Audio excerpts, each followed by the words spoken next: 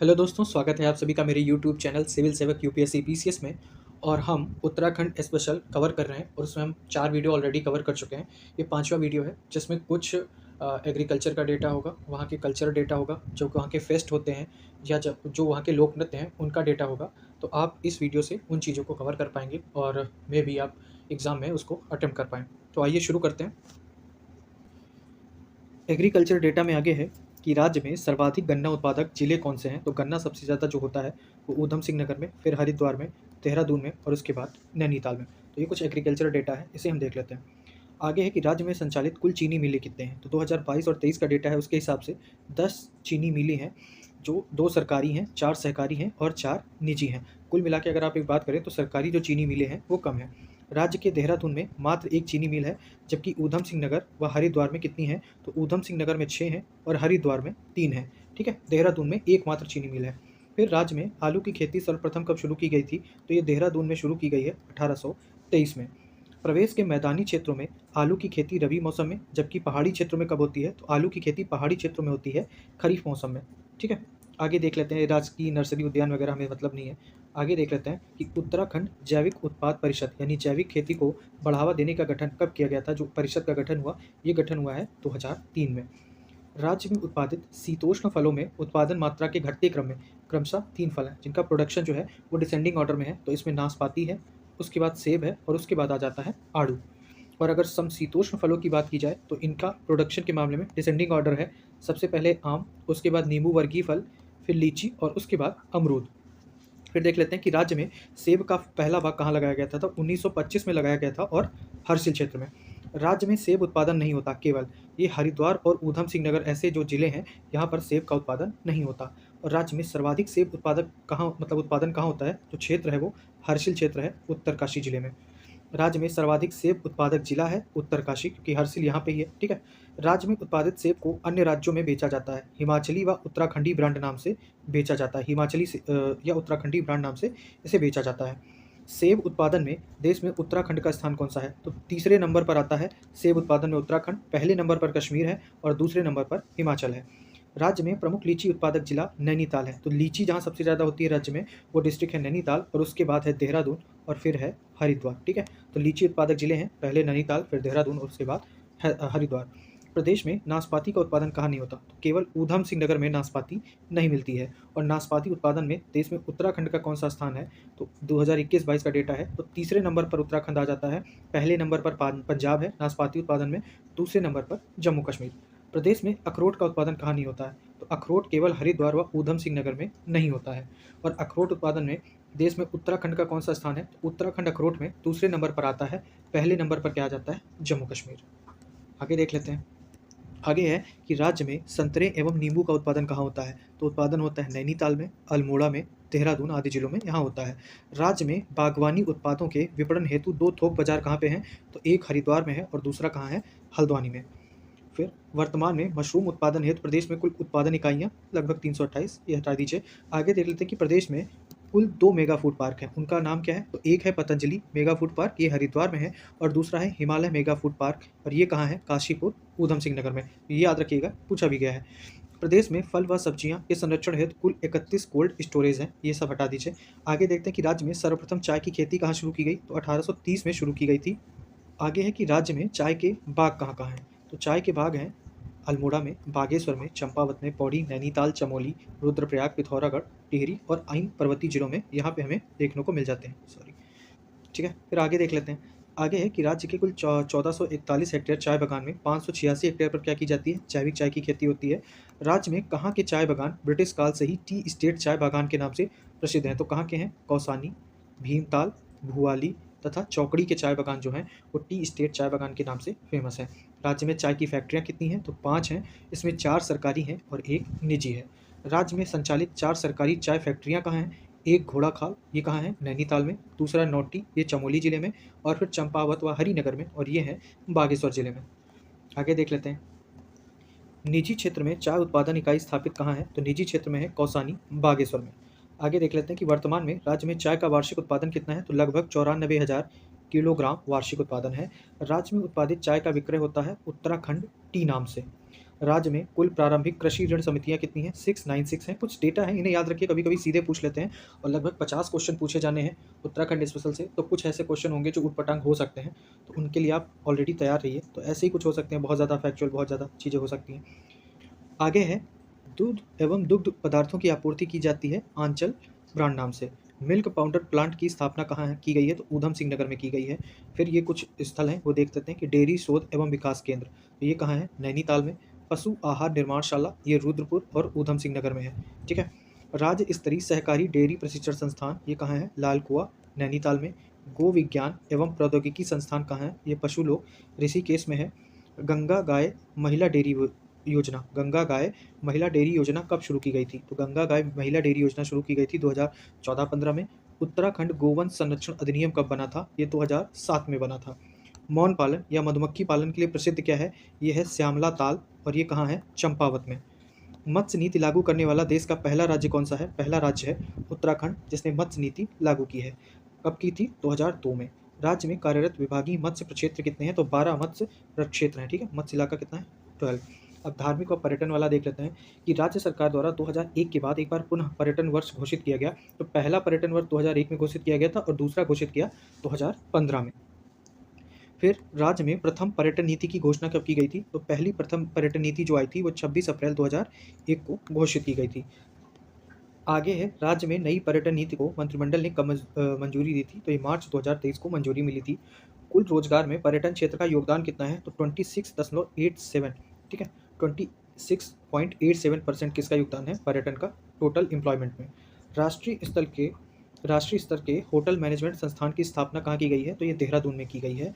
पंडित दीनदयाल मातृपितृ तीर्थाटन योजना, ये कहाँ शुरू की गई है? 25 सितंबर 2014 को शुरू की गई थी। ठीक है। फिर दूर दराज के गांवों, कस्बों, शहरों के घरों में पर्यटकों को ठहराने संबंधी होम स्टे योजना चलाई जा रही है। ये कब से चलाई जा रही है? 25 फरवरी 2016 से। राज्य में दीनदयाल उपाध्याय होम स्टे अनुदान योजना चल रही है 3 अगस्त 2018 से। और ट्रैकिंग प्रशिक्षण सेंटर होम स्टे अनुदान कब चल रहा है? 2020 से चल रहा है। फिर आगे देख लेते हैं कि राज्य में हेलीकॉप्टर से हिमालय दर्शन हेतु हेली दर्शन सेवा कब से शुरू की गई है? 2015 में हेली दर्शन सेवा शुरू की गई थी। सर्वाधिक पर्यटकों को आकर्षित करने वाला राष्ट्रीय उद्यान कौन सा है? तो ये कार्बेट है, और उसके बाद राजाजी, और फिर आ जाता है फूलों की घाटी। प्रदेश में बेनीताल यानी चमोली व तालुका नैनीताल को विकसित किया जा रहा है। एस्टो विलेज के रूप में विकसित किया जा रहा है, ये पूछ सकते हैं। यानी बेनीताल जो चमोली जिले में है और तालुका नैनीताल में है, इसे एस्टो विलेज के रूप में विकसित किया जा रहा है। राज्य में 2004-5 से संचालित इको टूरिज्म योजना में विकासाधीन है 14 इको टूरिज्म प्लेस हैं। कितने हैं? 14 इको टूरिज्म प्लेस हैं। इनका नाम दिया है, ये मैचिंग में पूछ सकते हैं, तो मैं इनका नाम पढ़े दे रहा हूँ। ठीक है। एक है धारावा अंबर इको पार्क, मसूरी देहरादून में। फिर देहरादून जू व हर्बल गार्डन, ये देहरादून में। इसके बाद है जीबी पंत हाई एल्टीट्यूड जू, ये नैनीताल में। हिमालय बॉटेनिकल गार्डन नैनीताल में। कार्बेट प्रताप रामनगर नैनीताल में। फिर है बाराती राव, ये भी रामनगर नैनीताल में। कार्बेट म्यूजियम कालाडूगी नैनीताल में। संजय वन हल्द्वानी नैनीताल में। सिमतोला इको पार्क, तो सिमतोला इको पार्क ये अलग है, अल्मोड़ा में। धनोल्टी इको पार्क ये कहाँ होगा? ये भी अल्मोड़ा में होगा। और उसके अलावा Munsiyari nature education and eco park, ये पिथौरागढ़ में। 84 कुटिया ऋषिकेश में। लच्छीवाला नेचर पार्क देहरादून में।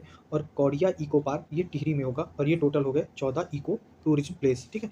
मैचिंग में पूछ सकते हैं, तो नाम याद रखिएगा, 14 हैं। प्रदेश में बटरफ्लाई पार्क का विकास कहाँ किया गया है? तो लच्छीवाला पार्क देहरादून में इसका विकास किया गया है। Centre for eco tourism and sustainable livelihood, ये कहाँ है? रामनगर नैनीताल के पास है। Park of the great arc का विकास कहाँ किया जा रहा है? तो ये सर्वे ऑफ इंडिया परिसर देहरादून में किया जा रहा है।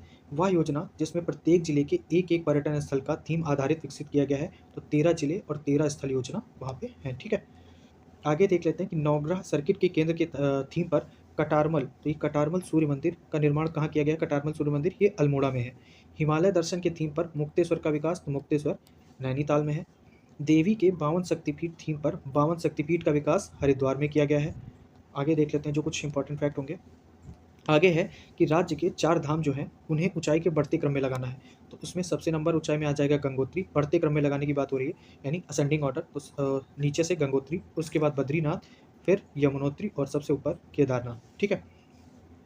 और अगर हरिद्वार से दूरी के बढ़ते क्रम में देखा जाए तो उस सबसे पहले आ जाएगा यमुनोत्री, फिर केदारनाथ, फिर गंगोत्री और उसके बाद आ जाता है बद्रीनाथ। ठीक है। आगे देख लेते हैं कि आदि गुरु की तपस्थली नरसिंह मंदिर व वासुदेव मंदिर कहाँ स्थित है? ये स्थित है जोशीमठ में। जोशीमठ से औली हेतु एशिया के सबसे बड़े रोपवे को कब चालू किया गया था? जोशीमठ से औली हेतु एशिया के सबसे बड़े रोपवे को चालू किया गया था अक्टूबर 1993 में। औली में प्रतिवर्ष स्कीइंग महोत्सव का आयोजन किया जाता है। तो स्कीइंग महोत्सव कहाँ होता है? औली में। और आयोजन किया जाता है 1987 से और ये हर साल होता है। अंजनी हनुमान जी की माता व हनुमान जी का मंदिर कहाँ है? ये भी औली में है। वंशी नारायण मंदिर 6वीं सदी का कपाट वर्ष में केवल एक दिन रक्षाबंधन के दिन इसका खुलता है। तो जो वंशी नारायण मंदिर है ये 6वीं सदी का है और इसका कपाट वर्ष में केवल एक दिन रक्षाबंधन के दिन खुलता है। और ये कहाँ है? उर्गम घाटी, और ये कहाँ है? चमोली जिले में। उर्गम घाटी चमोली जिले में। नंदा देवी मंदिर राजराजेश्वरी स्थित है कुरूर चमोली जिले में। आदि गुरु शंकराचार्य ने पूर्णागिरि पीठ की स्थापना कहाँ की थी? ये जोशीमठ में की थी। महाभारत के आदि पर्व के अनुसार पांचों पांडवों का जन्म व यज्ञोपवीत संस्कार कहाँ हुआ था? ये हुआ था पांडुकेश्वर चमोली में।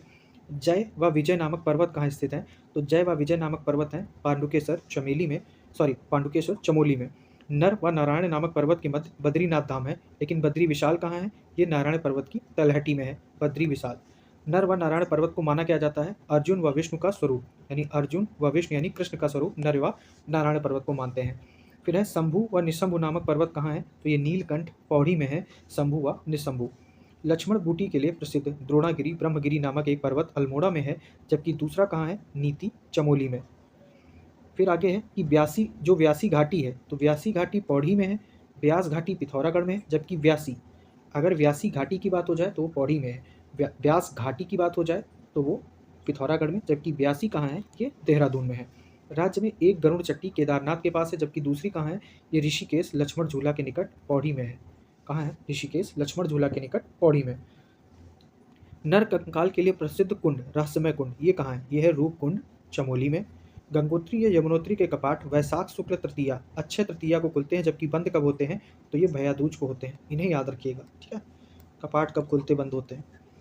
फिर शीतकाल में यमुनोत्री माता के दर्शन खरसाली उत्तरकाशी में होते हैं, जबकि गंगोत्री माता के दर्शन कहाँ होते हैं? ये होते हैं मुखुआ गांव उत्तरकाशी जिले में। बद्री विशाल माता मूर्ति व भूमियाल घंटाकर्ण मंदिर कहाँ स्थित है? ये माना गांव के पास स्थित है। घंटाकर्ण की एक बिना धड़ की मूर्ति कहाँ है? ये बद्री विशाल परिसर में है। मानता हूँ ये छोटे छोटे फैक्ट हैं, लेकिन ये बहुत इंपॉर्टेंट है, क्योंकि मैंने पहले भी कहा कि 50 क्वेश्चन लगभग पूछे जाने हैं, तो छोटे छोटे फैक्ट आपके कल्चर से रिलेटेड पूछे जा सकते हैं, ठीक है। अब आगे है कि बद्री विशाल मंदिर किस शैली में निर्मित है? ये इंपॉर्टेंट क्वेश्चन है कि बद्री विशाल मंदिर जो है किस शैली में निर्मित है? इस शंकुधारी शैली में निर्मित है। शीतकाल में बद्री विशाल के दर्शन कहाँ होते हैं? तो नरसिंह मंदिर जोशीमठ में इनके दर्शन होते हैं। अब पंचबद्री ये भी पूछ सकते हो, तो पंचबद्री में कौन कौन से आते हैं? बद्रीनाथ, विशाल बद्री, वृद्ध बद्री, योग ध्यान बद्री, आदि बद्री और भविष्य बद्री, ये सभी चमोली जिले में है। यानी जो पंचबद्री हैं ये सभी चमोली जिले में है। और सप्तबद्री में उपरोक्त पंचबद्री के अलावा दो आते हैं, एक जोशीमठ के नरसिंह बद्री आ जाते हैं, उसके अलावा उर्गम घाटी के ध्यान बद्री ये भी चमोली में है। तो ये याद रखिएगा, जो पंचबद्री और सप्तबद्री। फिर आगे पंच केदार दिया हुआ है। पंच केदार में कौन कौन आ जाते हैं? केदारनाथ, मदमहेश्वरनाथ, तुंगनाथ, ये रुद्रप्रयाग जिले में, ठीक है। तो रुद्रप्रयाग जिले में कौन कौन से हैं? केदारनाथ है, मदमहेश्वरनाथ है तथा तुंगनाथ है, जबकि रुद्रनाथ एवं कल्पेश्वर या कल्पनाथ ये कहाँ है? ये चमोली जिले में है। तो ये इंपॉर्टेंट है, इन्हें याद रखिएगा। बद्रीनाथ में तप्त कुंड के निकट क्या स्थित है? आदि केदार। शीतकाल में केदार भगवान व मदमहेश्वर भगवान के दर्शन कहाँ होते हैं? ओमकारेश्वर मंदिर ऊखी मठ में इनके दर्शन होते हैं, ठीक है। फिर आगे देख लेते हैं। आगे है पंच केदार में पितृ तीर्थ के रूप में प्रसिद्ध है। पितृ तीर्थ के रूप में प्रसिद्ध है रुद्रनाथ। केदार भगवान का पट प्रायः कब बंद होता है? तो दीपावली के तीसरे दिन भैया दूज को यहाँ पर केदार भगवान का पट बंद हो जाता है। केदारनाथ मंदिर किस शैली में बना है? तो ये कत्यूरी शैली में बना है, ठीक। अभी हमने बद्री विशाल का देखा था कि वो किस शैली में बना है। आगे है कि राजनीति में आने से पूर्व प्रधानमंत्री नरेंद्र मोदी ने तपस्या की थी, कहाँ की थी? केदारनाथ के निकट गरुड़ चट्टी में। फिर है ब्रह्म कमल के लिए प्रसिद्ध केदार है, तो रुद्रनाथ जो है ये ब्रह्म कमल के लिए प्रसिद्ध केदार है। शिव पार्वती विवाह स्थल के रूप में प्रसिद्ध है त्रिजुगी नारायण, ये कहाँ है? रुद्रप्रयाग में। फिर आगे है पंचगंगा, तो पंचगंगा कौन है? गंगा, भागीरथी, अलकनंदा, मंदाकिनी, धौली व यमुना, ठीक है, इनकी बात की जा रही है। तो ये हो गए पंचगंगा। फिर आगे है पंचप्रयाग, तो पंचप्रयाग में विष्णुप्रयाग, कर्णप्रयाग तथा नंदप्रयाग, तो ये कहाँ है? ये आ जाते हैं चमोली जिले में, जबकि देवप्रयाग टिहरी जिले में है और रुद्रप्रयाग जिले में है। फिर पंचधारा, तो पंचधारा है प्रहलाद धारा, कूर्मधारा, उर्वशी धारा, भृगु धारा और इंदु धारा, ये सभी कहाँ हैं? ये सभी बद्रीनाथ में हैं। पंचधाराओं की बात हो रही है। फिर अगर पंचशिला की बात की जाए तो हमने पंच केदार देख लिया, पंचबद्री देख लिया, सप्तबद्री देख लिया, पंचप्रयाग, पंचगंगा, पंचधारा, और अब पंचशिला देख लेते हैं। नारद शिला, वाराह शिला, गरुड़ शिला, मार्कंडेय शिला और नरसिंह शिला, ये सभी कहाँ हैं? ये भी बद्रीनाथ में है।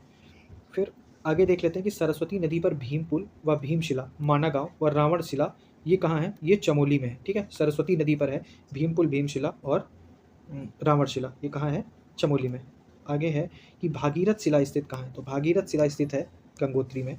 उत्तराखंड में स्थित कुल 4 तपोवनों में पहला तपोवन ऋषिकेश के पास टिहरी में, दूसरा तपोवन बद्रीनाथ से 10 किलोमीटर की दूरी पर, तीसरा तपोवन गोमुख के पास, जबकि चौथा तपोवन कहाँ है? तो धारचूला के पास, और ये कहाँ है? पिथौरागढ़ जिले में। तो हमने 4 तपोवन भी देख लिए। ऋषिकेश में, ऋषिकेश के पास टिहरी में, दूसरा बद्रीनाथ से 10 किलोमीटर दूर और तीसरा गोमुख के पास, जबकि चौथा धारचूला के पास पिथौरागढ़ में। रक्तवन, सुंदरवन व नंदनवन कहाँ है? तो रक्तवन, सुंदरवन और नंदनवन है तपोवन के निकट गोमुख के पास। पंचकुंड भी देख लेते हैं। तो पंचकुंड है तप्तकुंड, नारद कुंड, सत्यपथ कुंड, त्रिकोण कुंड, मानुषी कुंड, ये सभी कहाँ हैं? ये सभी बद्रीनाथ के निकट हैं। आगे है कि स्कंद, गरुड़ व राम गुफाएं कहाँ स्थित हैं? तो स्कंद, गरुड़ और राम गुफाएं स्थित हैं बद्रीनाथ के पास चमोली में। गरुड़ चट्टी, भीम, ब्रह्म व रुद्र, कृत्रिम आदि गुफाएं केदारनाथ के पास रुद्रप्रयाग में। कोटेश्वर महादेव गुफा स्थित कहाँ है? ये रुद्रप्रयाग के पास स्थित है। ठीक है, कितना ज़्यादा डिटेल में नहीं जाते हैं। फिर आगे देख लेते हैं। आगे ये है हाँ कि भारत तिब्बत व्यापार हेतु खतरनाक गर्ता गली मार्ग कहाँ स्थित है? ठीक है, ये इंपॉर्टेंट है। भारत तिब्बत व्यापार हेतु खतरनाक गर्ता गली मार्ग स्थित है लंका के पास उत्तरकाशी। ठीक है, कहाँ स्थित है? लंका के पास उत्तरकाशी जिले में। फिर भागीरथी को पी जाने वाले जन्म ऋषि का आश्रम कहाँ है? ये भैरव घाटी के निकट उत्तरकाशी में है। आगे देख लेते हैं कि अमरनाथ की तरह चमोली जिले में भी बर्फ शिवलिंग, बर्फानी बाबा हैं, ये कहाँ है? नीति, चमोली के पास टिम्मर सैंड गुफा में। ठीक है, अमरनाथ की तरह चमोली जिले में भी अमरनाथ बर्फानी है। ठीक है, बर्फ शिवलिंग बनता है वहाँ पे। फिर 7 पहाड़ियों से घिरा झील कौन सा है? नैना झील, नैनीताल में है। नैनीताल जिले की सबसे ऊंची चोटी कौन सी है? नैना पीक, ये भी नैनीताल में है। पर्वतीय फल बाजार के रूप में प्रसिद्ध है, ये प्रसिद्ध है भुवाली, नैनीताल में। गुलाब घाटी कहाँ है? गुलाब घाटी है काठगोदाम, नैनीताल में। कार्बेट का प्रवेश द्वार कहा जाता है टिकाला, नैनीताल को। फिर आगे है कि नैना देवी मंदिर नैनी झील के किनारे सती के रूप में 2 नेत्रों में पूजी जाती है, ये कहाँ है? ये नैनीताल में है। फिर आगे देख लेते हैं गर्जिया देवी मंदिर, ये है नैनीताल में। गांधी मंदिर तालुका, नैनीताल में। फिर है कसार देवी मंदिर। ठीक है, कसार देवी मंदिर कहा जाता है कि माँ दुर्गा यानी माँ दुर्गा यहाँ साक्षात प्रकट हुई थी कसार पर्वत पर, और ये कहाँ है? अल्मोड़ा में। तो कसार देवी मंदिर अल्मोड़ा है। ब्राइट एंड कॉर्नर नामक प्रसिद्ध पर्यटन स्थल कहाँ है? ये भी अल्मोड़ा में है। कटारमल सूर्य मंदिर, ये कहाँ है? अल्मोड़ा में है। रानी खेत अल्मोड़ा से 20 किलोमीटर दक्षिण पश्चिम में देवली खेत नामक स्थल पर है बिनेश्वर महादेव मंदिर। ठीक, अल्मोड़ा जिले में है। फिर आगे देख लेते हैं कि चामू या चौमू पशुओं के देवता मंदिर कहाँ है? ये पंचेश्वर चंपावत में स्थित है। विविध फल बागानों के लिए प्रसिद्ध है जालना, अल्मोड़ा। फलोद्यान के देश के नाम से जाना जाता है चौबटिया, अल्मोड़ा जाना जाता है। पिथौरागढ़ किस घाटी में बसा है? पिथौरागढ़ बसा है आपका सोर घाटी में। ठीक है, पिथौरागढ़ बसा है सोर घाटी में। प्रसिद्ध लंदन फोर्ट किला स्थित है। तो लंदन फोर्ट किला कहाँ है? पिथौरागढ़ में। एक हथिया देवल दर्शनी है थल केदार के निकट पिथौरागढ़ में। जोहार घाटी क्षेत्र का प्रवेश द्वार कहलाता है मुनस्यारी, और ये कहाँ है? पिथौरागढ़ जिले में। दारमा घाटी का प्रवेश द्वार कहलाता है सेला कहलाता है, ये भी कहाँ है? पिथौरागढ़ में। फिर राम की पौड़ी कहाँ स्थित है? यह है स्थित रामेश्वर, पिथौरागढ़ में। हरिद्वार स्थित हर की पौड़ी के निर्माता कौन है? तो हरिद्वार स्थित जो हर की पौड़ी है इसके निर्माता है राजा विक्रमादित्य। हरिद्वार की अधिष्ठात्री देवी है यहाँ की माया देवी। फिर आगे देख लेते हैं कि बिल व नील पर्वतों के बीच क्या बसा है? ये बसा है हरिद्वार। चंडी देवी मंदिर नील पर्वत पर बसा है। ठीक है, और मनसा देवी मंदिर बसा है बिल्व पर्वत पर, ये दोनों कहाँ हैं? हरिद्वार में। फिर 180 फीट ऊंचा भारत माता मदर इंडिया मंदिर है, स्वामी सत्यमित्रा जी द्वारा 1983 में बनाया गया था, ये कहाँ है? हरिद्वार में।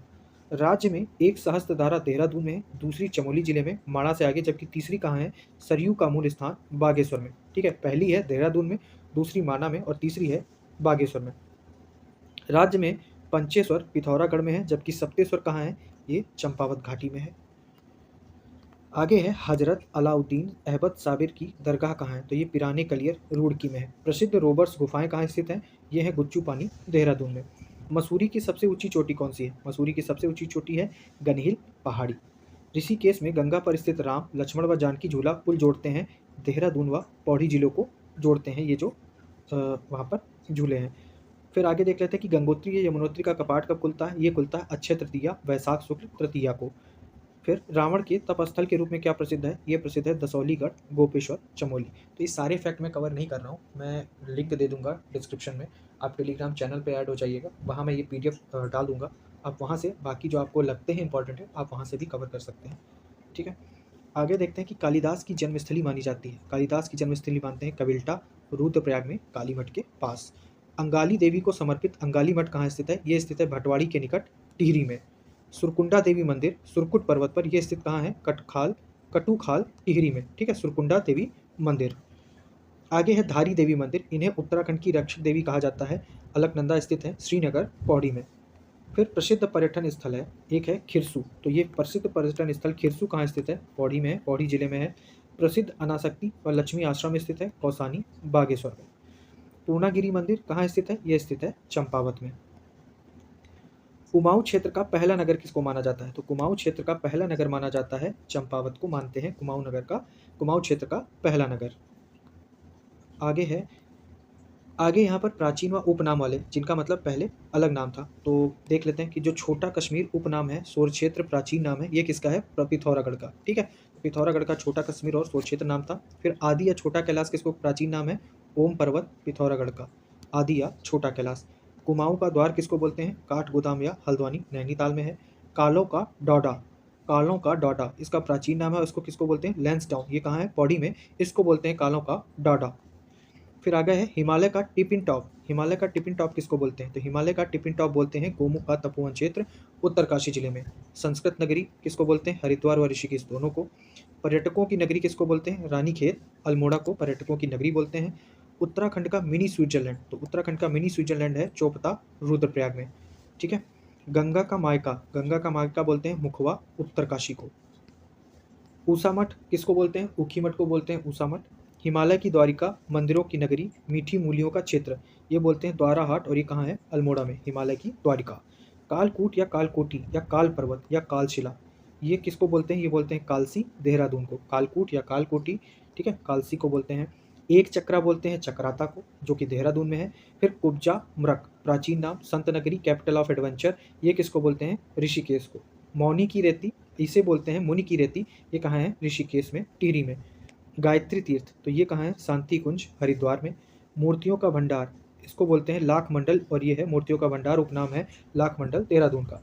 गर्म पानी उपनाम किसका है? गंगानी, उत्तरकाशी का गर्म पानी। ठीक है, भारत का एडिनबरा, पर्वतों की रानी, गंगोत्री और यमुनोत्री मंदिरों का प्रवेश द्वार, और दून का त्वाज किसे बोलते हैं? तो दून का त्वाज बोलते हैं मंसूरी, और ये कहाँ है? देहरादून में। फिर आगे देख लेते हैं संजीवनी शिखर, तो संजीवनी शिखर उपनाम है, और ये किसका नाम है? ये है उपनाम औली चमोली का। फिर आगे है फूलों का बुग्याल, तो फूलों का बुग्याल उपनाम किसका है? गोरसों बुग्याल का, और ये है जोशीमठ के निकट, चमोली जिले में। ट्रैकिंग का स्वर्ग किसको बोलते हैं? तो इसको बोलते हैं दयारा बुग्याल को ट्रैकिंग का स्वर्ग बोलते हैं। ठीक है, ट्रैकिंग का स्वर्ग बोलते हैं दयारा बुग्याल, और ये उत्तरकाशी में है। फलोद्यान का देश आर्चर्ड कंट्री बोलते हैं चौबटिया, और ये कहाँ है? अल्मोड़ा में। फिर जोहार क्षेत्र का प्रवेश द्वार किसको बोलते हैं? जोहार क्षेत्र का प्रवेश द्वार बोलते हैं मुनस्यारी, और ये कहाँ है? पिथौरागढ़ जिले में। ठीक है, आगे देख लेते हैं सांस्कृतिक। तो राज्य के प्रमुख सांस्कृतिक क्षेत्र कौन कौन से हैं? तो एक है गढ़वाल क्षेत्र, दूसरा कुमाऊं क्षेत्र, और तीसरा चौसा क्षेत्र। तीन जो है ये प्रमुख कल्चरल एरिया हैं। यूनेस्को के विश्व धरोहर सूची में शामिल राज्य के मूर्त धरोहर, तो मूर्त में कौन है? फूलों की घाटी, ये आई थी 2005 में। उसके बाद नंदा देवी रिजर्व, ये आई थी 1988 में। अगर पहली बात की जाए तो ये नंदा देवी रिजर्व, और दूसरी बात की जाए तो फूलों की घाटी। अब यूनेस्को की विश्व धरोहर सूची में अमूर्त धरोहर की बात की जाए तो अमूर्त धरोहर में रम्मान उत्सव, ये 2009 में शामिल हुआ। पौड़ी की रामलीला 2008 में शामिल हुई। कुंभ मेला 2017 में शामिल हुआ। आगे है हिमालयन सांस्कृतिक केंद्र, तो ये कहाँ है? गढ़ी कैंट, देहरादून में है।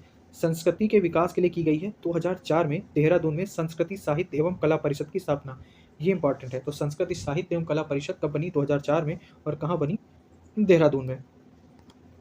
आगे है कि संस्कृत भाषा के विकास हेतु संस्कृत संस्थानम, ठीक है, संस्कृत भाषा के विकास हेतु संस्कृत संस्थानम की स्थापना कहाँ की गई है? हरिद्वार में। नाट्य कला के विकास हेतु रंग मंडल की स्थापना कहाँ की गई है? तो देहरादून और अल्मोड़ा है, दोनों जगह पे की गई है वर्ष 2000 में। उदय शंकर नृत्य एवं नाट्य अकादमी की स्थापना कहाँ की गई है? ये की गई है अल्मोड़ा, और ये 2003 में की गई थी। भातखंडे हिंदुस्तानी संगीत संस्थान के 3 महाविद्यालय कहाँ हैं? एक है देहरादून में, दूसरा अल्मोड़ा में, और तीसरा है पौड़ी में। लोक कला संस्थान की स्थापना कहाँ की गई है? लोक कला संस्थान की स्थापना की गई है अल्मोड़ा में।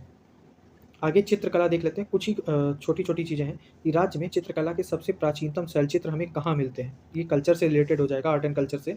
तो लाखू जगह है, ग्वारखाया, किमिनी गांव, लवेथाप, हुडली, पेटशाल, फलसीमा आदि प्रागैतिहासिक गुफाओं में हमें वहाँ के प्राचीनतम नमूने मिलते हैं। गढ़वाल शैली का विकास कब हुआ? तो गढ़वाल शैली का विकास हुआ गढ़वाल के शाह नरेशों के संरक्षण में वहाँ का विकास हुआ। गढ़वाल शैली का प्रमुख चित्रकार कौन था? इसका नाम था मोलाराम तोमर। ये गढ़वाल शैली का प्रमुख चित्रकार था। आगे है गढ़राज वंश, ठीक है, उसका गढ़राज वंश काव्य, गढ़गीता संग्राम और मनमत सागर, ये रचनाएं किसकी हैं? ये याद रखिएगा, ये मोलाराम की हैं, जो कि गढ़वाल का प्रमुख चित्रकार था। फिर है कला भवन वाराणसी में संरचित 13 चित्रों की चित्रमाला रुक्मिणी हरण, ये किसकी है? ये कला भवन वाराणसी में संरचित है, 13 चित्रों की चित्रमाला है और इसका नाम है रुक्मिणी हरण। ये किसकी है? ये है चैतू की। फिर प्रसिद्ध रंगीन चित्र आंख मिचौली है, तो प्रसिद्ध रंगीन चित्र आंख मिचौली किसका है? ये है माड़कू की। प्रसिद्ध रंगीन चित्र आंख मिचौली माड़कू की है। Garhwal paintings, some notes on Molaram तथा गढ़वाल स्कूल ऑफ पेंटिंग्स, ये पुस्तकें किसकी हैं? ये है बैरिस्टर मुकुंदी लाल ने ये पुस्तकें लिखी हैं। पहाड़ी चित्रकला पुस्तक किसकी है? ये पूछा भी गया है, ये है किशोरी लाल वैद्य की। फिर है राज्य में काष्ठ शिल्प में किस जनजाति के लोग, काष्ठ शिल्प यानी लकड़ी शिल्प में किस जनजाति के लोग विशेष तौर पर लगे हुए थे? तो यह राजी जनजाति के लोग लगे होते हैं। भांग के पौधे के रेशे से क्या बनाया जाता है? जो भांग का पौधा होता है उसके रेशे से बनाया जाता है कुल्थे, कंबल, दरी, रस्सियाँ, ठीक है। तो दरी, रस्सियाँ आदि ये सब भांग के पौधे से बनाई जाती हैं। कालीन उद्योग के लिए पिथौरागढ़ के लिए प्रसिद्ध स्थल है, तो कालीन उद्योग के लिए पिथौरागढ़ में प्रसिद्ध स्थल कौन से हैं? धारचूला और मुनस्यारी, ठीक है। पिथौरागढ़ जिला है, उसमें धारचूला और मुनस्यारी कालीन उद्योग के लिए फेमस है। आगे है कि राज्य में रंग बिरंगी मिट्टी की मूर्तियों को क्या कहा जाता है? तो वहाँ कहा जाता है डिकारे या डिकरा। राज्य में जो रंग बिरंगी मिट्टी होती है, रेशा, उनसे बनी जो मूर्तियाँ होती हैं, रेशा एवं कालीन शिल्प के लिए प्रसिद्ध क्या है? पिथौरागढ़ का धारचूला और मुनस्यारी तथा चमोली के कुछ स्थान फेमस हैं रेशा और उसके लिए। फिर वहाँ के जो प्रमुख लोकगीत हैं उन्हें देख लेते हैं। तो प्रमुख प्रेम या प्रणय संबंधी लोकगीत कौन से हैं? ये हैं चौफला, झुमैलो, छोपती, छपेली, बाजूबंद और लामड़ छुड़ाद, ये यहाँ के प्रमुख लोक नृत्य, ये प्रमुख प्रेम या प्रणय संबंधी लोकगीत हैं। प्रमुख प्रेम या प्रणय संबंधी पौराणिक लोक कथाएं, ठीक है, जिनको जागर कहते हैं, वो हैं कृष्ण संबंधी रुक्मणी हरण और कृष्ण कोकिला, यानी यहाँ कृष्ण का है, ठीक है। फिर आगे देख लेते हैं कि ऋतु संबंधी लोकगीत कौन है? ऋतु से संबंधित ये हैं होली, बासंती, चौमासा, बारहमासा, खुदेड़, फूलदेई, झुमेलो, लाली। नाम से ही आप याद देख सकते हैं कि ये ऋतु संबंधी हैं। फिर कि गढ़वाल क्षेत्र के किस गीत में नारी हृदय की वेदना और उसके रूप सौंदर्य की झलक मिलती है? यह है झुमैलो गीत में मिलती है, ठीक है, नारी हृदय की वेदना और उसके रूप सौंदर्य की झलक। फिर आगे है कि बाजूबंद गीत पेड़ों के नीचे गाया जाता है, क्या गाते हैं? प्रणय गीत गाते हैं। बाजूबंद मुख्य रूप से गाया जाता है रवाई क्षेत्र टिहरी में गाया जाता है बाजूबंद मुख्य रूप से। लामड़ गीत क्या है? ये भी देख लेते हैं कि गढ़वाल में कम उम्र की विवाहित लड़कियों द्वारा नैहर की याद में गाया जाने वाला गीत कौन सा है? नैहर यानी मायका, तो ये है खुदेड़ गीत, ठीक है। लामड़ क्या है? तो लामड़ एक प्रणय गीत है। कौन सा गीत औजी और बद्दी जाति के लोग, ये इंपॉर्टेंट है, पूछा गया है, औजी और बद्दी जाति के लोग अपने ब्राह्मण या क्षत्रिय यजमान के घर मांगलिक अवसरों पर जाकर गाते हैं? तो यह है कुलाचार्य बिरुदावली, ठीक है। आगे है कि औजी और बद्दी जाति के लोग चैत में अपने यजमान के यहाँ क्या गाते हैं? चैती और पसारा गीत गाते हैं। अधिक वर्षा तथा प्रिय मिलन की आस में कौन सा गाया जाता है? चौमासा गाते हैं। वृद्ध भेड़ चरवाहों द्वारा युवा चरवाहों को जब सीख देनी होती है तो कौन सा गीत गाते हैं? चूरा गीत गाते हैं, ठीक है, ये याद रखिएगा। फिर आगे है कुमाऊं क्षेत्र में ठुल खेल गीत गाया जाता है भाद्र मास में। जागर गाने वाले जागरिया के साथ नाचने के लिए क्या होता है? डंगरिया होता है। फिर प्रमुख लोक नृत्य की बात कर लेते हैं, तो लोक नृत्य का नाम देख लेते हैं। प्रमुख प्रणय लोक नृत्य ये कौन से हैं? झुमैलो है, चांचरी है, छोपती, जोड़ा, चौफला, ये प्रमुख प्रणय लोक नृत्य हैं, ठीक है। और रणभूत नृत्य की बात की जाए तो ये दिए हैं काफू चौहान, माधो सिंह भंडारी, कालू भंडारी कैतुरा, रणरौत, ये सारी चीज़ें वहाँ हैं। फिर गढ़वाल क्षेत्र का तलवार ढाल के साथ किया जाने वाला युद्ध, तो तलवार के साथ जो तलवार की ढाल होती है उसके साथ जो नृत्य किया जाता है वो है सरव नृत्य, ठीक है, ये इंपॉर्टेंट है, याद रखिएगा। फिर सरव नृत्य जैसा भोटिया लोगों में क्या किया जाता है? पौड़ा नृत्य। जो सरव नृत्य है इसके जैसा जो भोटिया जनजाति है उसमें करते हैं पौड़ा नृत्य। सरव नृत्य जैसा कुमाऊं क्षेत्र का युद्ध नृत्य है छोलिया। तो जो सरव नृत्य है और इसे कुमाऊं क्षेत्र में क्या बोलते हैं? छोलिया बोलते हैं। किस क्षेत्र का पांडव नृत्य विशेष प्रसिद्ध है? तो जो केदार घाटी क्षेत्र है वहाँ का पांडव नृत्य विशेष प्रसिद्ध है। जौनसारी जनजातियों में रमतुला वाद्य यंत्र के साथ किया जाने वाला नृत्य यह है हारुल नृत्य। पुरुषों द्वारा खंभे के शिखर पर चढ़कर किया जाने वाला कौन सा नृत्य है? यह है लंगवीर नृत्य, ठीक है, पुरुषों द्वारा खंभे के शिखर पर चढ़कर किया जाता है। आगे है चौफला। चौफला क्या है? ये एक श्रृंगार प्रधान नृत्य है जिसमें स्त्रियों को चौफुलों और पुरुषों को चौफुला कहा जाता है। यह नृत्य कौन सा है? ये नृत्य है गढ़वाल क्षेत्र का चौफला। ये श्रृंगार प्रधान नृत्य है। गढ़वाल क्षेत्र में नवविवाहित स्त्रियों द्वारा मायके की स्मृति में किया जाने वाला भावना प्रधान नृत्य है, यह है झुमैलो। ठीक है। आगे है कि गढ़वाल क्षेत्र में बालक बालिकाओं द्वारा किया जाने वाला मनोरंजक नृत्य कौन सा है? यह है घुघुती नृत्य। गढ़वाल क्षेत्र में भैला भैला, तो ये भैला भैला नृत्य होता है दीपावली पर। भैला भैला नृत्य होता है दीपावली पर। कुमाऊं क्षेत्र में मेलों में किया जाने वाला कौन सा नृत्य है? जो मेलों में होता है कुमाऊं क्षेत्र में, इसको बोलते हैं भगनौल नृत्य। अब प्रमुख वाद्य यंत्र हैं, इसे हटा देते हैं। एक देते हैं कि ढोल और दमाऊ। ये ढोल दमाऊ के पारंपरिक वादक कौन है? औजी लोग। ये जो क्या करते थे, और ये राज्य में सर्वाधिक प्रचलित वाद्य है ढोल दमाऊ, और ढोल दमाऊ के पारंपरिक वादक हैं औजी लोग। ठीक है, कौन है? औजी लोग। यही है। बाकी ये कुछ दिए हैं कि जो लोक कलाकार थे। ठीक है। आगे है कि चरवाहों द्वारा बजाया क्या जाता था? तो चरवाहों द्वारा मोछंग बजाते थे, ये चरवाहा बजाते थे।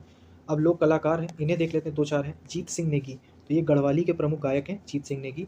आगे हैं नरेंद्र सिंह नेगी, ये भी गढ़वाली के प्रमुख गायक हैं। फिर संतोष खेतवाल, ये गढ़वाली गीतकार और गायक हैं।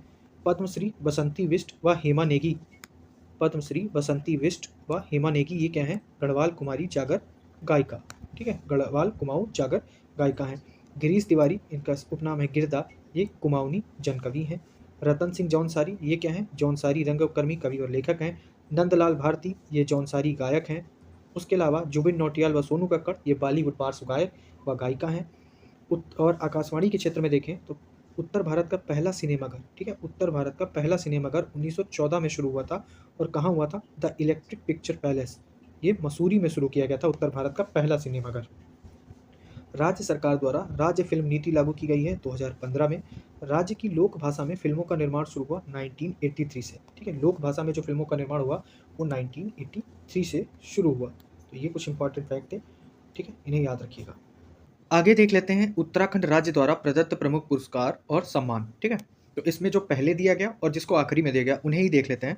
तो पहला है देवभूमि उत्तराखंड खेल रत्न पुरस्कार। सबसे पहले दिया गया है जसपाल राणा को, और ये निशानेबाजी से रिलेटेड है, 2013 में दिया गया था। फिर है चंदन सिंह, ये है एथलीट, और इन्हें 2021 में ये पुरस्कार दिया गया। आगे है देवभूमि उत्तराखंड द्रोणाचार्य पुरस्कार। ठीक है, तो इसकी बात की जाए तो हरि सिंह थापा को, हरि सिंह थापा ये मुक्केबाजी के थे कोच, है ना, तो हरि सिंह थापा मुक्केबाजी, और ये 2013 में इन्हें दिया गया। और लेटेस्ट की बात की जाए तो संदीप कुमार डुकलान, ये तीरंदाजी से रिलेटेड हैं, और इन्हें 2022 में देवभूमि उत्तराखंड द्रोणाचार्य पुरस्कार दिया गया है। आगे देख लेते हैं देवभूमि उत्तराखंड लाइफ टाइम अचीवमेंट पुरस्कार किसे दिया गया है। तो सबसे पहले दिया गया था पद्म बहादुर मल्ल, और ये मुक्केबाजी से रिलेटेड हैं, 2013 में इन्हें यह अवार्ड दिया गया था। उसके बाद लेटेस्ट की बात करें तो 2022 में दिया गया है सुरेश चंद्र पांडे को, और ये तीरंदाजी से रिलेटेड हैं, इन्हें देवभूमि उत्तराखंड लाइफ टाइम अचीवमेंट पुरस्कार दिया गया था।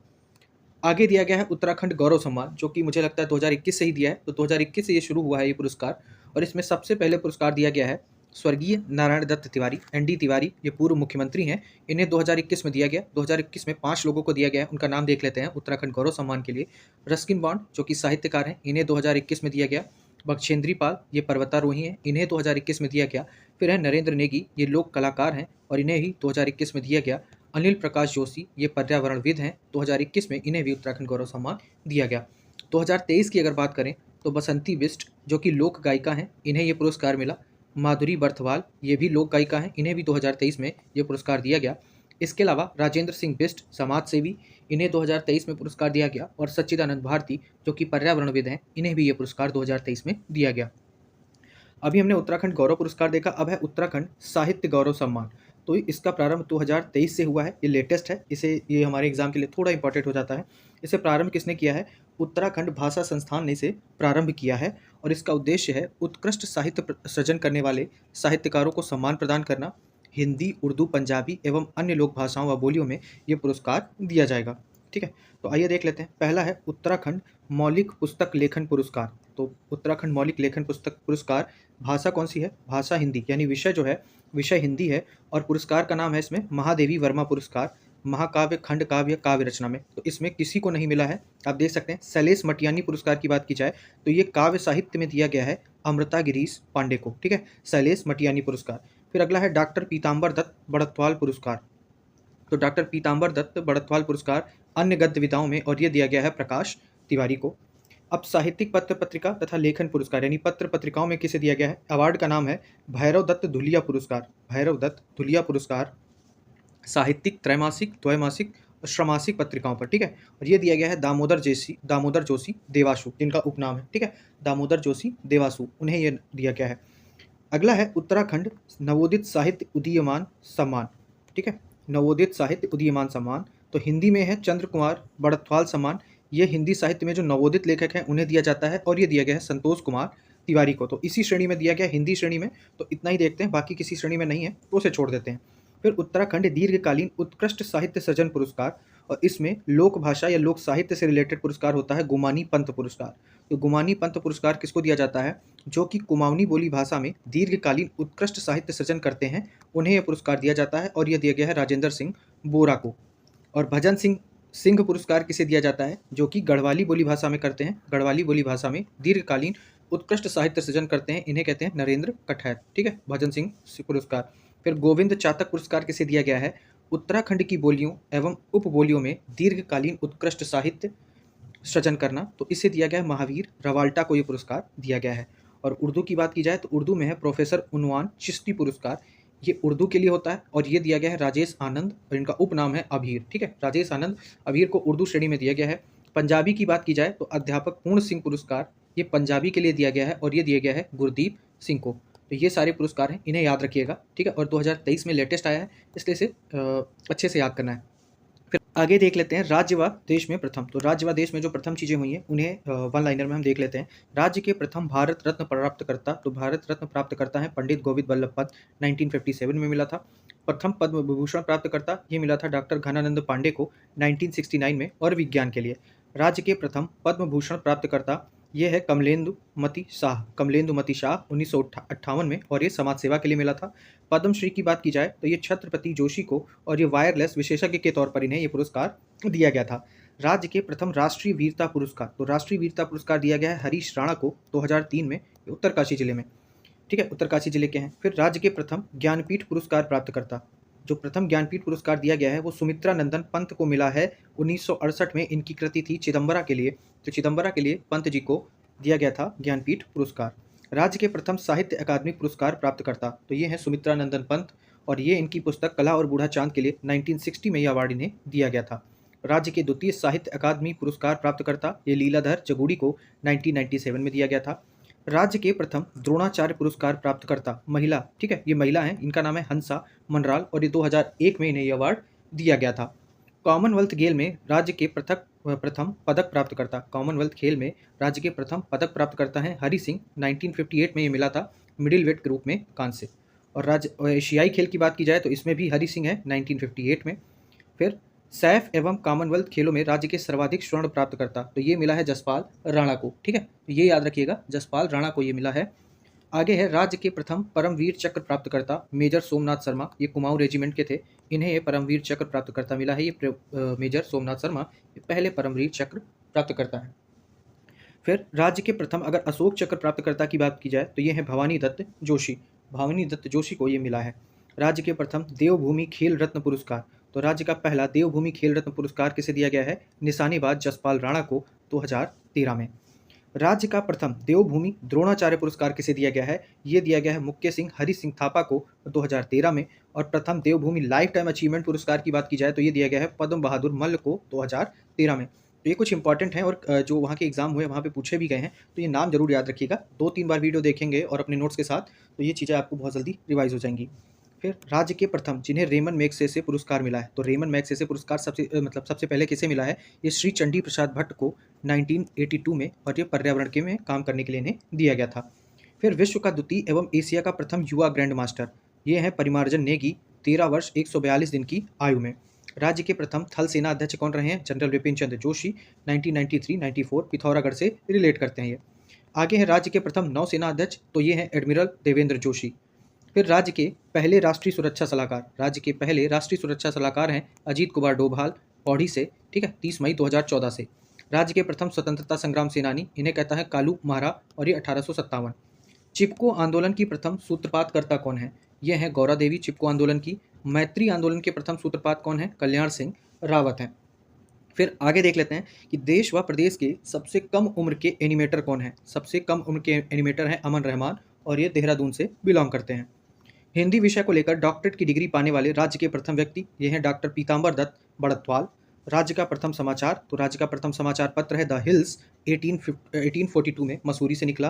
राज्य का प्रथम दैनिक पत्र की बात की जाए तो ये है पर्वती। और देश एवं प्रदेश का प्रथम कृषि विश्वविद्यालय तो ये है गोविंद बल्लभ पंत कृषि एवं प्रौद्योगिक विश्वविद्यालय। कहाँ है ये? पंतनगर, नैनीताल, और इसकी स्थापना हुई थी 1960 में। ठीक है, फिर आगे देख लेते हैं। आगे दिया हुआ है कि राज्य का प्रथम संग्रहालय, तो राज्य का प्रथम संग्रहालय 1914 में स्थापित हुआ था, देहरादून वन संग्रहालय। विश्व का प्रथम प्राकृतिक धरोहर केंद्र तो यह है भारतीय वन्य जीव संस्थान, देहरादून में। एशिया का प्रथम उद्यान, तो एशिया का प्रथम उद्यान है जिम कॉर्बेट, 1936 में हेली नेशनल पार्क के नाम से जाना जाता था। आगे है राज्य का प्रथम राजकीय मेडिकल कॉलेज, तो यह है वीर चंद्र सिंह गढ़वाली आयुर्विज्ञान शोध संस्थान, श्रीनगर, पौड़ी में। फिर है राज्य का सबसे बड़ा मंदिर समूह, राज्य का सबसे बड़ा मंदिर समूह जागेश्वर, अल्मोड़ा में है। राज्य का सबसे ऊंचाई पर स्थित मंदिर कौन सा है? तुंगनाथ, और ये रुद्रप्रयाग जिले में। एशिया का सबसे बड़ा मिट्टी पत्थर निर्मित बांध, तो ये कहाँ है? कालागढ़, पौड़ी में है एशिया का सबसे बड़ा मिट्टी पत्थर निर्मित बांध। एशिया का सबसे ऊंचा बांध कहाँ है? तो ये है टिहरी, 260.5 मीटर। एशिया का सबसे लंबा और सर्वाधिक ऊंचाई पर स्थित रोपवे, केवल कार गंडोला राइड, यह है जोशीमठ ओली रोपवे, चमोली जिले में। ठीक है, ये सबसे लंबा और सर्वाधिक ऊंचाई पर स्थित रोपवे है। आगे देख लेते हैं। आगे है कि अभी तक राज्य का सबसे लंबा फ्लाईओवर, तो अभी तक राज्य का सबसे लंबा फ्लाईओवर 2.7 किलोमीटर फ्लाईओवर है ये, हरिद्वार ऋषिकेश मार्ग पर हरिपुर कलां के पास। ठीक है, एशिया का सबसे ऊंचा चीड़ वृक्ष, तो ये मोरी ब्लॉक उत्तरकाशी में 230 वर्ष का यह वृक्ष 8 मई 2007 को गिर गया था और ये एशिया का सबसे ऊंचा चीड़ वृक्ष था। ठीक है, भारत का सर्वाधिक खेल मैदानों वाला कैंपस, तो ये है इंडियन मिलिट्री कॉलेज, देहरादून में। राज्य का सबसे लंबा लकड़ी का पैनल हॉल, ये वन अनुसंधान संस्थान, देहरादून में है। राज्य का प्रथम मानसिक चिकित्सा संस्थान, तो ये मानसिक चिकित्सा संस्थान कहाँ है? राज्य का पहला सेलाकुई, देहरादून में। सेलाकुई देहरादून में है राज्य का पहला मानसिक चिकित्सा संस्थान। राज्य की प्रथम परिवहन विमान कमांडर, तो ये है क्षमता वाजपेयी। ठीक है, ये पिथौरागढ़ से हैं, राज्य की प्रथम परिवहन विमान कमांडर। एवरेस्ट पर चढ़ने वाले राज्य के प्रथम व्यक्ति, अगर प्रथम व्यक्ति की बात की जाए तो ये हरीशचंद्र सिंह रावत, 29 मई 1965 में ये एवरेस्ट पर चढ़ने वाले राज्य के पहले व्यक्ति बने हैं। फिर आगे देखते हैं कि देश व प्रदेश में सर्वाधिक 7 बार एवरेस्ट फतह करने वाले, तो ये हैं लवराज धर्मशक्तु और ये मुनस्यारी पिथौरागढ़ के रहने वाले हैं। विश्व में सबसे कम उम्र में दक्षिणी ध्रुव पर स्कीइंग करने वाली जुड़वा बहनें, दक्षिण ध्रुव पर स्कीइंग करने वाली जुड़वा बहनें हैं ताशी व नुंगशी मलिक, दिसंबर 2014 में इन्होंने किया और ये उत्तराखंड से रिलेटेड है। आगे देख लेते हैं कि विश्व के 7 महाद्वीपों के सर्वोच्च चोटियों के साथ साथ दोनों ध्रुवों को फतह कर एक्सप्लोरर्स ग्रांड स्लैम का खिताब जीतने वाली विश्व की प्रथम जुड़वा बहनें हैं ताशी व नुंगशी मलिक, इन्हें हमने पहले भी देखा है। विश्व की सबसे ऊंचाई पर स्थित सबसे लंबा ट्रैक, तो ये कालिंदी खाल गंगोत्री से बद्रीनाथ 109 किलोमीटर का ये सबसे लंबा ट्रैक है। फिर राज्य का सबसे बड़ा कैक्टस पार्क कहाँ विकसित किया गया है? तो ये देहरादून जू में विकसित किया गया है। प्रदेश का पहला वेटलैंड जिसे अंतर्राष्ट्रीय रामसर साइट घोषित किया गया है, तो ये है आसन कंजर्वेशन रिजर्व और ये देहरादून में है। फिर आगे है कि एशिया का सबसे बड़ा ट्यूलिप गार्डन, तो एशिया का सबसे बड़ा ट्यूलिप गार्डन कहाँ विकसित किया गया है? मुनस्यारी, पिथौरागढ़ जिले में। राज्य का सर्वाधिक ऊंचाई पर हर्बल गार्डन विकसित किया गया है, तो ये है माणा गांव, चमोली में। राज्य का प्रथम मॉस गार्डन की बात की जाए तो ये कहाँ है? खुरपाताल, नैनीताल में। उत्तर भारत का प्रथम आर्किड संरक्षण केंद्र कहाँ विकसित किया गया है? तो यह है मंडल घाटी, चमोली में। देश का पहला फर्न संरक्षण केंद्र कहाँ विकसित किया गया है? तो ये है रानीखेत, अल्मोड़ा में ये विकसित किया गया है। देश का पहला घास संरक्षण केंद्र कहाँ विकसित किया गया है? ये किया गया है द्रारसो रानीखेत में, द्रारसो रानीखेत, अल्मोड़ा में।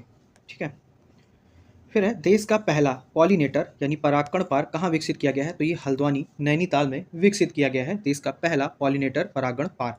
देश का पहला मसालों का बगीचा, ये कहाँ विकसित किया गया है? ये सोनी, ये कहाँ है? रानीखेत, अल्मोड़ा में, देश का पहला मसालों का बगीचा। राज्य का पहला पाम गार्डन कहाँ विकसित किया गया है? ये किया गया है हल्द्वानी, नैनीताल में, ये राज्य का पहला पाम गार्डन है। राज्य का प्रथम ड्रोन एप्लीकेशन रिसर्च सेंटर, यह है IT पार्क, देहरादून में। उत्तराखंड में देश का प्रथम फॉरेस्ट ड्रोन फोर्स का गठन कब किया गया? दिसंबर 2018 में इसका गठन किया गया था। देश का पहला इंडोर स्पोर्ट क्लाइंबिंग सेंटर कहाँ बनाया गया है? निम, उत्तरकाशी में बनाया गया है। ठीक है, आगे इंपॉर्टेंट फैक्ट है कि प्लास्टिक से डीजल बनाने वाला बनाने का देश का पहला संयंत्र कहाँ स्थापित किया गया है? तो ये प्लास्टिक से डीजल बनाते हैं। भारतीय पेट्रोलियम संस्थान, देहरादून, अगस्त 2019 में ये किया गया। पर्यटकों हेतु देश का पहला क्रोकोडाइल ट्रेल कहाँ विकसित किया गया है? ये सुराई इकोजीन खटीमा, ऊधम सिंह नगर में विकसित किया गया है। आगे है, देश का पहला लिक्विड मिरर टेलीस्कोप कहाँ स्थापित किया गया है? ये किया गया है एरीज, नैनीताल में। लिक्विड मिरर टेलीस्कोप ये एरीज, नैनीताल में है। राज्य व देश में प्रथम महिला, तो ये देख लेते हैं, ये इंपॉर्टेंट है, यहाँ से क्वेश्चन बनेगा जरूर। फिर है, राज्य की प्रथम मिस इंडिया वर्ल्ड वाइड बनी है, तो मिस वर्ल्ड वाइड सुंदरी हैं रितु उपाध्याय 1977 में, ये प्रथम मिस इंडिया वर्ल्ड वाइड बनी थी। राज्य की प्रथम मिस इंडिया अर्थ प्राप्त करते हैं निहारिका सिंह, मिस इंडिया अर्थ 2005 में बनी थी। राज्य की पहली महिला सांसद ये हैं कमलेंदुमती शाह, टिहरी से थे 1952 टू 1957। राज्य के गठन के बाद पहली महिला सांसद हैं तो माला राज्यलक्ष्मी शाह, टिहरी 2014 से।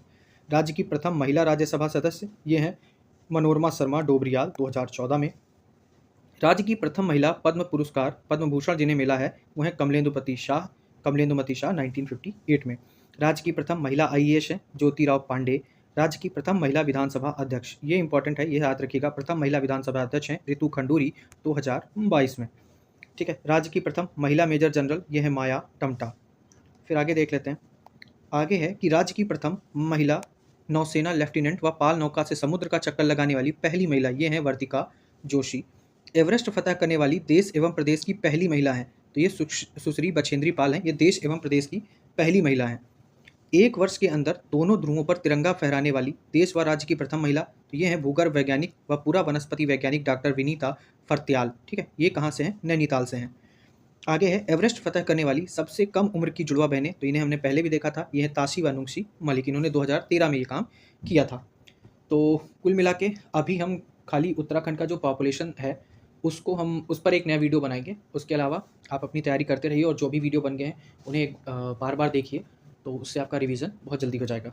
ठीक, धन्यवाद।